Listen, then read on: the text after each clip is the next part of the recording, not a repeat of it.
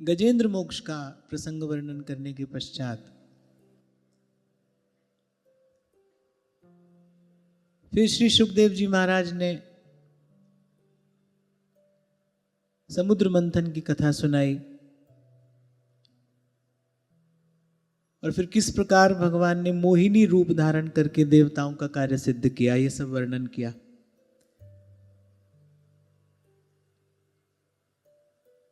युगों का, मनवंतरों का वर्णन करते करते हरि लीला, हरि गुणगान करते करते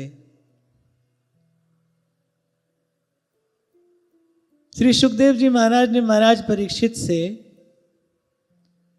भगवान का वामन अवतार धारण करके महाराजा बलि से 3 पग भूमि याचना करने का प्रसंग कुछ संकेत रूप में कहा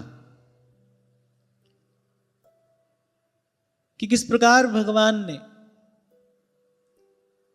वामन रूप धारण करके बलि की यज्ञशाला में पधार कर 3 पग भूमि की याचना उससे की, याचक बनकर याचना की। जो त्रिभुवन के स्वामी हैं, त्रिलोकी के नाथ हैं, जिनकी मात्र कृपा दृष्टि से सकल विश्व को पलते देखा, उन भगवान ने वामन अवतार धारण करके बलि की यज्ञशाला में पधार कर बलि से याचना की। फिर कुछ बलि बंधन का प्रसंग सुखदेव जी महाराज ने संकेत रूप में कहा। ये सब कथा जब श्री सुखदेव जी महाराज सुना रहे थे तो महाराजा परीक्षित ने एक प्रश्न किया। तो महाराज परीक्षित ने पूछा कि यद्यपि आप जो सुना रहे हैं उसमें हमारी पूर्ण श्रद्धा है, और श्रद्धा का अर्थ ही होता है किंतु परंतु न हो। यद्यपि आप जो सुना रहे हैं उसमें हमारी पूर्ण श्रद्धा है, फिर भी इसको मानवीय दुर्बलता कह लीजिए, एक बात हमारी समझ में नहीं आ रही है। अनंत कोटि ब्रह्मांड नायक, त्रिलोकी के एकमात्र स्वामी, जीव मात्र के दाता, जैसा कि कहा जिनकी मात्र कृपा दृष्टि से सकल विश्व को पलते देखा। महाराज वाणी में कहते हैं, सूखे हरे किए खिन माही, अमृत दृष्टि संच जीवाई। वो जहां दृष्टि कर दे वहां सब कुछ हरा भरा हो जाए, कुसुमित सुफलित हो जाए, ऐसे भगवान याचक बनकर गए। क्योंकि ऐसी बात महाराज परीक्षित ने आज से पहले सुनी नहीं थी। भगवान याचक बनकर गए। एक तो भगवान याचक बनकर गए, फिर मांगा भी क्या? 3 पग भूमि, 3 पग, और बलि के देने पर भी बलि को बांध लिया। यह भी भगवान के स्वभाव के अनुकूल नहीं है। भगवान का मांगना ये भगवान के स्वरूप के अनुरूप नहीं है। और जो बलि ने कहा वो बलि ने दिया, उसके बाद भी भगवान ने बलि को बांधा, ये भगवान के स्वभाव के अनुकूल नहीं है। तो ये जो बात आप कह रहे हैं ना, ये कुछ भगवान के स्वरूप स्वभाव के अनुकूल हमको जान नहीं पड़ रही है। हमारे मन में जिज्ञासा है, पहले इसका समाधान करिए। मुस्कुराने लगे श्री सुखदेव जी महाराज। क्या होता है ना, भीतर भरा हो कुछ, और ऐसा कोई मिल जाए जिसके मन में लालसा हो, जिसके मन में ऐसी कुछ अभिलाषा हो, तो फिर देने वाले का भी जो हृदय है, जिसके हृदय में वस्तु भरी है, उसका हृदय भी आनंद से भर उठता है। वक्ता श्रोता दोनों ही दुर्लभ है। ऐसा नहीं कि वक्ता ही दुर्लभ है, श्रोता भी दुर्लभ है। क्योंकि इन दोनों के मिलन के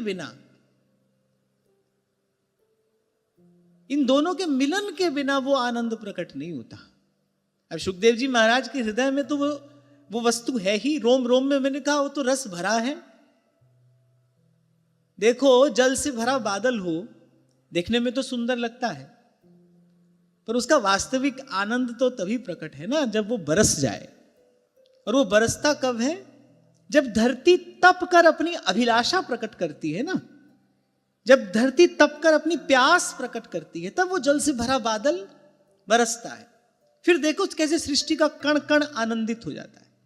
तो ऐसे गोस्वामी जी मानस में कहते हैं, श्रोता वक्ता ज्ञान निधि कथा राम के गूढ़। केवल वक्ता ज्ञान निधि नहीं है, श्रोता भी, श्रोता वक्ता ज्ञान निधि और कथा राम का गूढ़। यहां भी ऐसा ही कुछ मणिकांचन संयोग उपस्थित हुआ है। श्री परीक्षित जी महाराज जैसे श्रोता हैं, उनके मन में अब भगवान के अतिरिक्त कोई और इच्छा अभिलाषा है ही नहीं। स्वर्ग की संपत्ति को लज्जित कर दे ऐसी श्री महाराज परीक्षित की थी, वो उसको छोड़कर गंगा किनारे आकर बैठे, संसार से मुख मोड़कर गंगा किनारे आकर बैठे। भगवान की कथा वार्ता के अतिरिक्त और कुछ सुनने की चाह अभिलाषा भीतर है ही नहीं। और वहां सुखदेव जी वो रस से भरे बादल हैं, परीक्षित जो है वो तपी धरती है, और सुखदेव जी महाराज कृष्ण रस से भरे बादल हैं। बरसे तो महाराज परीक्षित पर देखो कैसे सृष्टि का कण कण आनंदित हो गया, आज तक हो रहा है और अनंत काल तक होता ही रहेगा। तब सुखदेव जी महाराज ने प्रसंग कहना आरंभ किया, बोले परीक्षित, जब इंद्र ने बलि को पराजित करके उनकी सब संपत्ति छीन ली, उनके प्राण भी ले लिए। एक बार ऐसा ही हुआ था, विजयी हो गए थे इंद्र, मार दिया था बलि को। पर बलि के जो गुरु हैं, कौन है? शुक्राचार्य। उनके पास मृत संजीवनी विद्या है। उन्होंने बलि को जीवन दान दिया, अपनी मृत संजीवनी विद्या से पुनः जिला दिया बलि को। अब जब बलि को जीवन दान मिला तो बलि ने मन में विचार किया, अब बलि भी साधारण नहीं है, महाराज प्रहलाद के पौत्र हैं। तो बलि ने मन में विचार किया कि भाई अब तो जीवन गुरुदेव का है, ये जो पुनः जीवन मुझे प्राप्त हुआ है ये तो गुरुदेव ने दिया है। पहले का जो जीवन था वो माता पिता ने, उसमें माता पिता हेतु बने थे, पर अब जो ये जीवन है ये तो गुरुदेव का है, गुरुदेव ने पुनः मुझे जीवन दान दिया है। तो अब मेरे जीवन का लक्ष्य गुरु चरणों की सेवा के अतिरिक्त कोई और नहीं होना चाहिए, कुछ और नहीं होना चाहिए। तो महाराज बलि ने श्री शुक्राचार्य जी के चरणों में अपना सर्वस्व समर्पित कर दिया। और व्यास जी गुरु के संबंध में एक बड़ी सुंदर बात अपनी वाणी में कहते हैं। व्यास जी कहते हैं, गुरु सोई जो साधु सिवावे, गुरु सोई जो हरि जपावे। व्यास जी कहते हैं गुरु कौन है?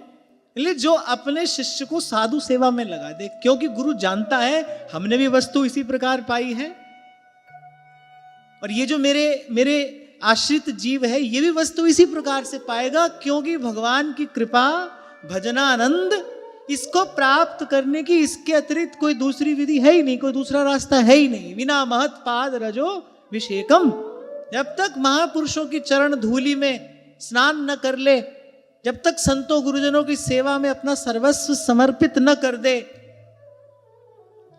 तब तक कम से कम भगवान तो हृदय में नहीं आता। तो जैसे ही महाराज बलि ने अपना सर्वस्व गुरुदेव के चरणों में समर्पित किया, गुरुदेव के मन में भी विचार हुआ कि भाई इसने तन मन प्राण मेरे चरणों में समर्पित किए हैं, इसको भी श्रेष्ठतम वस्तु मिलनी चाहिए। तो गुरुदेव ने विचार करके कि भाई इसको कृपा पात्र कैसे बनाया जाए, तो श्री शुक्राचार्य जी ने महाराज बलि को लगा दिया संतों की, साधुओं की, ब्राह्मणों की सेवा में। बोले इनकी सेवा करो, जो श्रेष्ठतम वस्तु है वो यहीं से प्राप्त होती है। आप देखो संतों की जूठन पाई है श्री नाभाजी महाराज ने, उनके मन की गति कहां तक हो गई। गुरुदेव मानसी सेवा कर रहे हैं, गुरु शिष्य के मन की बात जान ले तो समझ में आता है। गुरु है, शिष्य के मन की बात जान ली, शिष्य गुरु के मन की बात जान ले। आप देखो बड़ा आश्चर्य है, गुरुदेव सेवा कर रहे हैं, मानसी भावना में कहीं श्री युगल सरकार की सेवा करते करते मन कहीं अटक गया। नाभाजी महाराज गुरुदेव को पंखा कर रहे हैं, व्यजन की सेवा कर रहे हैं, और वहीं से कह दिए इस प्रकार सेवा करिए, सेवा सिद्ध हो जाएगी। गुरुदेव ने आंख खोलकर देखा, हम मानसी भावना में सेवा में लगे हैं, और ये कौन है जिसके मन की गति वहां तक है जहां हम श्री युगल सरकार के संग विराजमान हैं। श्री नाभाजी महाराज सेवा में खड़े हैं।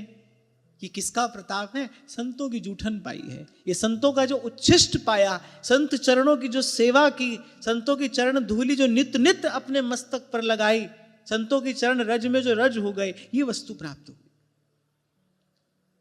तो श्री शुक्राचार्य जी महाराज ने भी गुरु होने का दायित्व निभाया और महाराज बलि को लगा दिया संतों की, ब्राह्मणों की सेवा में। व्यास जी कहते हैं, गुरु सोई जो साधु सिवावे। अब आज हमारे जैसे जो गुरु हैं तथाकथित, वो तो कहते हैं चेला हमारे अतिरिक्त कहीं देखे नहीं, कहीं सुने नहीं, कहीं चला ना जाए। जो भेंट आज हमको मिल रही है फिर कल किसी और को मिलेगी। चेला चला गया तो हमारे ही पास रहना चाहिए, कहीं जाना नहीं चाहिए। फिर नाम देते हैं उसको कि हमारे यहाँ का अनुशासन ऐसा ही है, हमारे यहाँ की व्यवस्था ऐसी है। अब पता नहीं ये अनुशासन है या आसक्ति है, ये तो समय आने पर पता चलता है। एक बात जरूर मैं कहूंगा, कहकर आगे बढ़ूंगा, समय आने पर पता सब चल जाता है। कुछ भी हो, भला हो, बुरा हो, शुभ हो, अशुभ हो, शास्त्र का वचन है पाप हो या पुण्य प्रकट हो ही जाता है। देर सवेर हो ही जाता है, होकर ही रहता है, हुए बिना नहीं रहता। शरीर में कोई विकार हो, आज पता ना चले, कल पता ना चले, पर भाई एक दिन तो शरीर प्रतिक्रिया देगा ना, प्रकट हो जाएगा। जबकि यहां देखिए, बलि गए श्री शुक्राचार्य जी की सेवा में, कहा कि मैं तन मन प्राण से आपका हूं। और गुरुदेव ने क्या किया? गुरुदेव ने कहा जाओ संतों की सेवा करो, ब्राह्मणों की सेवा करो। गुरु सोई जो साधु सिवावे और गुरु सोई जो हरि जपावे। आपसे शायद गत सत्र में मैंने कहा था, आपके साथ कोई जुड़ जाए कोई बात नहीं, वैसे तो इसकी भी आवश्यकता नहीं है, क्योंकि प्रेम गली अति सांकरी ता में दो न समाई। पर फिर भी कुछ दूर तक कोई आपके साथ जुड़ जाए कोई बात नहीं, पर बंधे नहीं। आप किसी को अपने साथ में बांधिए। हमसे जीवन में यही भूल होती है, हम संबंधों के नाम पर दूसरों के लिए भी और अपने लिए भी पिंजरे बना लेते हैं। हमारे जीवन में जो संबंध है ना, वो कहने को संबंध है, होने को क्या है? होने को वो पिंजरे हैं। हम किसी को बांध कर रखना चाहते हैं। तो मैंने आपसे कहा था, बंधन कभी एक पक्षीय नहीं होता। पशु के गले में रस्सी बांध कर जो खींच कर ले जा रहा है, सोचो बंधा तो वो भी है ना पशु के साथ में। रस्सी छोड़ते ही वो कहीं जाएगा, इस भय से रस्सी वो भी नहीं छोड़ सकता। तो ऐसा लगता है कि हमने किसी को बांध लिया, नहीं, हम भी बंधे हैं साथ में। तो न बांधिए और न बंधिए। संबंध के नाम पर हमारे जीवन में ये पिंजरे ना हो, ये बंधन ना हो। और फिर बात जब प्रेम की हो, भगवत प्रेम की जब बात हो, तो प्रेम तो सबसे पहला प्रसाद यही देता है, स्वतंत्रता।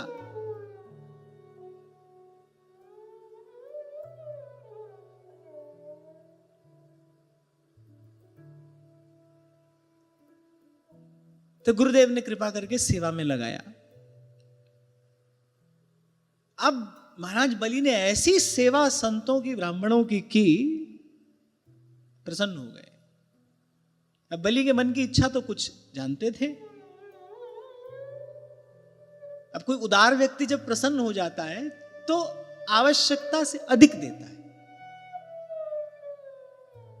अगर दाता उदार हो तो उस आवश्यकता से अधिक देगा, कम नहीं देगा।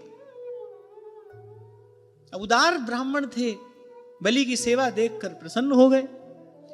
यद्यपि श्री शुक्राचार्य जी स्वयं समर्थ हैं, इतने समर्थ हैं कि मृत को जीवन दान दे सकते हैं। ये वैसे भगवान की सामर्थ्य है, तो माने शुक्राचार्य जी की सामर्थ्य साधारण नहीं है, इतने समर्थ हैं। पर फिर भी गुरु का दायित्व निभाया, बलि को सबकी सेवा में लगाया, सबका आशीर्वाद दिलाया। सब संत ब्राह्मण प्रसन्न हो गए और सब ने मिलकर महाराज बलि से विश्वजित नाम का यज्ञ कराया।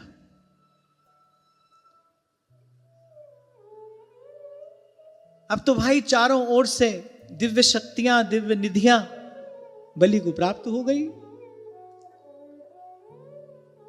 स्वयं श्री प्रहलाद जी ने भी आकर एक ऐसी माला बलि के गले में पहनाई जिसके फूल कभी कुंभलाते ही नहीं थे। दिव्य धनुष, कभी ना खाली होने वाले तरकश, ये सब सिद्धियां, संपत्तियां, शक्तियां महाराज बलि को संतों की, ब्राह्मणों की, गुरु चरणों की सेवा के प्रसाद स्वरूप प्राप्त हुई। अब महाराज बलि हो गए शक्ति संपन्न।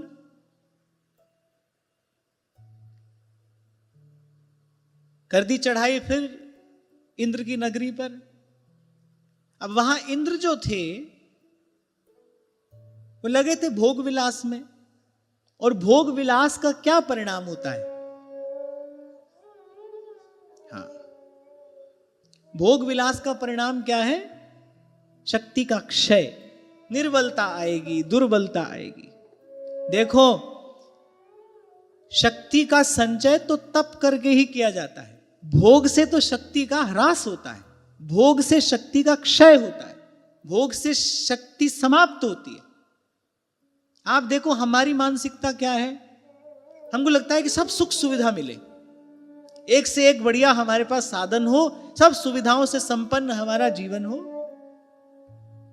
हमारी मानसिकता यही है। प्राय करके मैंने देखा है, व्यक्ति को कठिन से डर लगता है। इसको मानवीय दुर्बलता कह लें या कुछ और, पर व्यक्ति को कठिन से डर लगता है, भय लगता है। कुछ कठिन ना हो, सब आसान हो, सब सरल हो।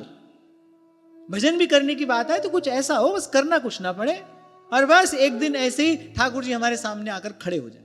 ऐसे ये भी करना पड़ेगा, ऐसे भी करना पड़ेगा, ये तो बड़ा कठिन है। कठिन ना हो कुछ भी। और मैं कई वर्षों से ये बात कहता आ रहा हूं, कठिन से भय क्यों? कठिन से भय क्यों हो? अरे भगवान ने मनुष्य बनाया है और अंतर्यामी रूप से स्वयं आकर इस हृदय मंदिर में विराजमान हुए हैं। आप सोचिए, भगवान सदा संग है हमारे, सदा साथ हैं। पुहुप माई जो बास बसत है, इस प्रकार भगवान सदा संग है, सदा साथ हैं। हमको क्यों भय हो कठिन से? जबकि शक्ति की प्राप्ति, तेज की प्राप्ति, ओज की प्राप्ति, बल की प्राप्ति, ये सब तो तप से ही होती है। तप कठिन होता है, तप सरल नहीं है, तप कठिन है। और भोग विलास से क्या होगा? भोग विलास से शक्ति का क्षय होगा, भोग विलास से मानसिक आत्मिक दुर्बलता आएगी, और भोग विलास से सबसे बड़ा दुष्परिणाम क्या है? राग, उस भोग में आसक्ति, बंध जाएंगे आप। भोग का परिणाम यही है, राग। उस विषय का सेवन करने से जो सुख मिलता है ना, क्षणिक सुख, थोड़ी देर का सुख, मन बन जाता है उससे, फिर दोबारा कब मिलेगा, उसी और मन की गति होने लगती है, भोग का चिंतन होने लगता है। तो इंद्र लगे थे भोग विलास में। अब स्वर्ग में भजन तो हो नहीं सकता है भाई, स्वर्ग है ही इसलिए पुण्य करो और यहां पर खर्च करो, और फिर क्षीणे पुण्य मर्त्यलोकम विशन्ति, फिर जाओ, फिर गिरो, फिर मरो। जैसे लोग छुट्टी मनाने जाते हैं विदेश में, एक दो लोग हमको ऐसे मिले, बोले नहीं हम पैसा इकट्ठा नहीं करते। क्या करते हैं? कमाते तो हैं, कमाते हैं, फिर जाकर बाहर मौज मस्ती करते हैं, घूमने फिरने जाते हैं, मौज मस्ती करते हैं। बस स्वर्ग समझ लो बिल्कुल ऐसा ही है। यहां पर यज्ञ का अनुष्ठान करो, बड़े बड़े सकाम यज्ञ करो, फिर पुण्य अर्जित करो, फिर वहां जाओ, फिर खर्च कर दो, और फिर जैसे बाहर से लुटा पिटा आता है ना व्यक्ति। मैं हमेशा से बात कहता हूं, घूमने फिरने जाते हैं ना लोग, जब जाते हैं तब बड़े प्रसन्न होते हैं, बड़े उत्साहित होते हैं, जा रहे हैं, लेकिन जब लौट कर आते हैं तब उनकी स्थिति देखो।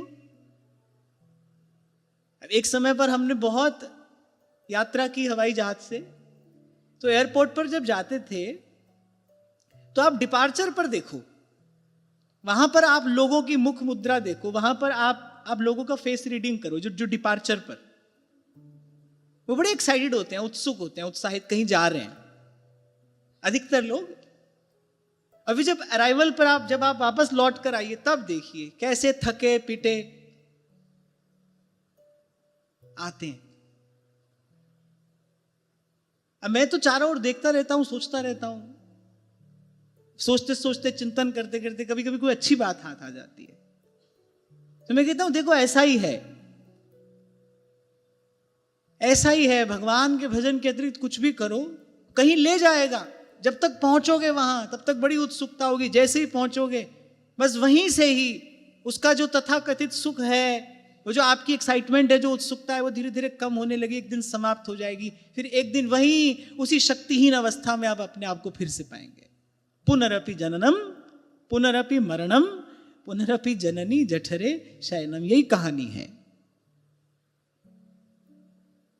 इसलिए बार बार आपसे कहता हूं पहले अपना लक्ष्य स्थिर करिए। इस संस्कृति से मुक्त होना है, इस जन्म मरण के बंधन से छूटना है। उत्सव मनाने की बात तो बस यही है, आनंद का विषय तो केवल यही है। मीरा के प्रभु गिरधर नागर, मीरा के प्रभु गिरधर नागर, जन्म मरण सो छुटगी मेरो मन, लाग्यो हरि जी सू अब ना रहूंगी मैं अटकी, मेरो मन लाग्यो हरि जी स्यो अब ना रहूंगी मैं अटकी। अब सकल ऐश्वर्यों से परिपूर्ण स्वर्ग पर कर दी बलि ने चढ़ाई। इंद्र ने भांप लिया, भाई इस समय तो बलि की शक्ति अत्यधिक हो रही है, क्योंकि जिस वेग से, जिस गति से, जिस ओज तेज से भरे बलि आ रहे थे, इंद्र ने अपनी ओर देखा कि भाई इस समय तो मैं इनका सामना करने की स्थिति में बिल्कुल नहीं हूं। यहां कुछ श्री सुखदेव जी महाराज ने स्वर्गपुर की शोभा का भी वर्णन किया है। किसी ने प्रश्न किया कि श्री सुखदेव जी महाराज को यह सब वर्णन विस्तार से करने की क्या आवश्यकता थी। तो हमारे एक महात्मा थे, उन्होंने बड़ा सुंदर उत्तर दिया। बोले स्वर्गपुर की शोभा ऐसी है तो कल्पना कर सकते हो कि वो जो भगवान का नित्य धाम है उसकी शोभा कैसी होगी। माया काल जहां नहीं व्यापे, जग की दौरा दौर, हमारे वृंदावन उर और। देखो मनुष्य का शरीर पाकर व्यक्ति क्या प्राप्त कर सकता है। भगवान का धाम मिल सकता है, भगवान के चरण कमलों में परम विश्राम मिल सकता है। छोटे छोटे क्षुद्र विषयों के पीछे ये अभागा जीव भागता है। बार बार प्रभु कृपा करके, करुणा करके ये अवसर देते हैं और बार बार हम ये अवसर अपने हाथ से गंवाते हैं। इसलिए संत कहते हैं अरे भैया बार बार तो बनत नहीं, ये संजोग अनूप, इस अवसर को संभालिए। उत्तिष्ठत जाग्रत प्राप्य वरान्य, उठिए जागिए, इस अवसर को संभालिए, अपने जीवन का लक्ष्य स्थिर करें। हमको इस संस्कृति से मुक्त होना है, इस जन्म मरण के चक्र से मुक्त होना है। जैसे अर्जुन को दिखाई दे रही थी ना बस वो चिड़िया की आंख, ऐसे ऐसे हमारा लक्ष्य स्थिर हो। और मैं तो कहता हूं कि हमको तो अपना लक्ष्य बड़ा मधुर बनाना है, यह भी नहीं कि हमको संस्कृति से मुक्त होना है। हमारा लक्ष्य तो ये हो जेहि जोनि जन्म कर्म बस, तहाँ राम पद अनुराग, जेहि जोनि जन्म कर्म बस। एक मंत्र हमसे ले लो, बस एक बात भीतर बैठ जाए, एक बात मन में बैठ जाए, एक बात में मन रम जाए कि मेरे नाथ मैं आपको भूलूं नहीं, भगवत विस्मृति ना हो, भगवान भूले नहीं। बस भगवान की स्मृति आपके भीतर, आपके रोम रोम में, आपकी रग रग में एक अमृत का संचार कर देगी। वो विष का अमृत हो जाना, ये अखंड भगवत स्मरण का ही प्रसाद है। अखंड स्मृति है, तैल धारावत अविच्छिन्नम। सदैव भगवान के धाम में चले जाना, ये अखंड भगवत स्मरण का ही प्रसाद है। नामदेव सदैव गए, श्री बाईसा सदैव भगवान के धाम में गई। हमारे श्री सेवक जी महाराज, श्री ध्रुवदास जी महाराज श्री हरिवंश करते, श्री प्रियाजू के चारों चरणों का चिंतन करते, इसी देह से वहां पहुंचे।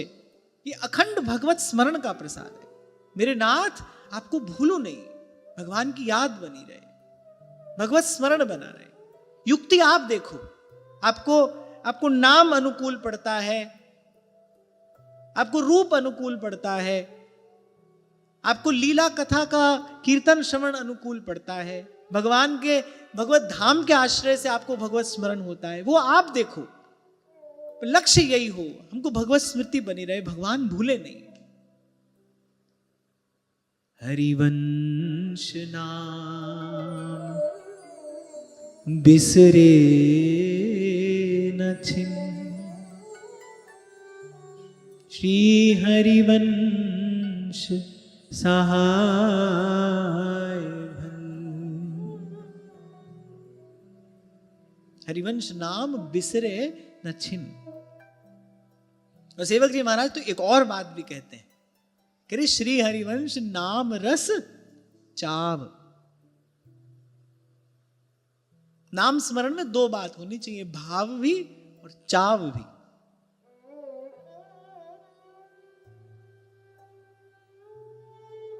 जैसे विवाह का चाव होता है ना किसी को, जैसे किसी को संतान प्राप्ति का चाव होता है, जैसे धन प्राप्ति का चाव होता है, ऐसे श्री हरिवंश नाम रस चाव, ऐसे नाम जप का चाव हो, भाव चाव। कहने में आता है ना, बड़े भाव चाव से कार्य किया, भाव भी हो चाव भी हो, उत्साह उमंग उल्लास। तभी मेरे गोस्वामी जी ने बड़ा सुंदर उदाहरण दिया, कामी नारी प्यारी जिमी, लोभी प्रिय जिमीदार। गोस्वामी जी कह रहे नाथ भजन तो करूं आपका, पर ऐसे सूखा सूखा भजन नहीं, भाव चाव से, प्रीति सहित यह नाम कहाई। तिमि रघुनाथ निरंतर, प्रिय लागम मोहिरा, प्रिय लागम मोहिरा। अब क्योंकि निरंतर स्मरण तो कंस को भी होता है श्री कृष्ण का, वो हिरण्यकशिपु भी निरंतर ही नारायण का स्मरण करता है। तो गोस्वामी जी ने कहा प्रभु ऐसा भजन हो, कामी ही नारी प्यारी जी में, जैसे कामी के मन में सदा स्त्री संग की लालसा बनी रहती है, वो मन से सदा स्त्री संग में ही रहता है, उसकी लालसा बनी रहती है। और लोभी कैसा है, और ये दो बातों में गोस्वामी जी ने भाव चाव कहा है, ऐसा भाव ऐसा चाव, और अधिक। तो भाव चाव से आपका स्मरण हो, पहले तो याद हो और फिर ऐसी याद हो, आपको भूलू नहीं। मंद मंद मुस्कुरा रहे हैं शील निधान करुणा निधान श्री रघुनाथ जी सन्मुख, और बाली से कहा कि तुम चाहो तो मैं जीवन दान दे सकता हूं, पर मैं कभी कभी विचार करता हूं, जब मैं इस चरित्र का चिंतन करता हूं, जो बात श्री भरत जी मांग रहे हैं, धर्म न अर्थ न काम रुचि गति न चाहूं निर्वाण, जन्म जन्म रति राम पद यह वरदान न आन, वही बात बाली भी भगवान से कह रहे हैं। तो माने माने कुछ जन्मांतरीय संस्कार तो बाली का विशेष है, हां ठीक है।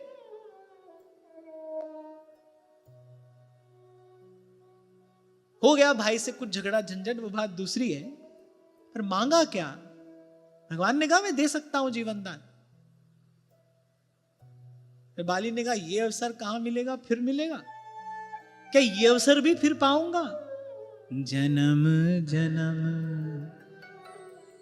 मुनि जतन कराही, अंतरा कहियावत नाही, अंतरा कहियावत नाही।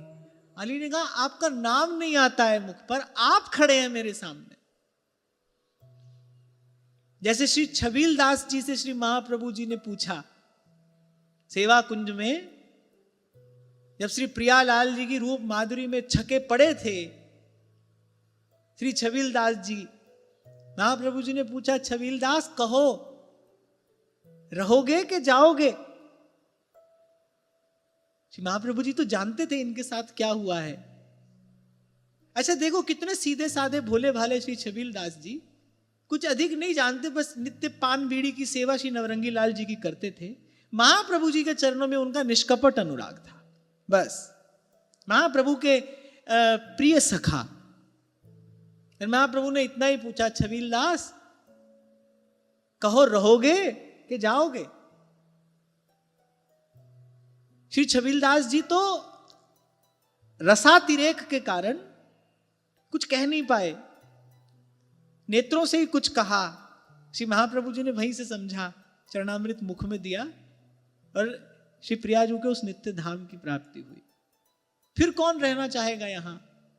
तो बाली ने कहा अब नाथ करी करुणा बिलोक, देहु बर जो मांगम। अब यदि आप देने को तत्पर हैं तो फिर वो दीजिए जो मैं मांगता हूं। मांग बताती है उसकी चेतना का स्तर क्या है। इसलिए मैंने कहा कभी कभी मैं इस चरित्र का चिंतन करता हूं, हो सकता है कोई विशेष आदर की दृष्टि से बाली को ना देखे, पर बाली की जो मांग है प्रभु से वो बताती है कि वो साधारण नहीं है। पहली बात तो उसको भगवान के हाथ से गति मिल रही है, और फिर भगवान ने कहा तो मांगा क्या? वो मांग है बाली की जो श्री भरत जी की है। धर्म न अर्थ न काम रुचि, गति न चहु निर्वाण, जन्म जन्म रति राम पद, यह वरदान न आन। भरत जी मांग रहे हैं, वही बात बाली कह रहे हैं।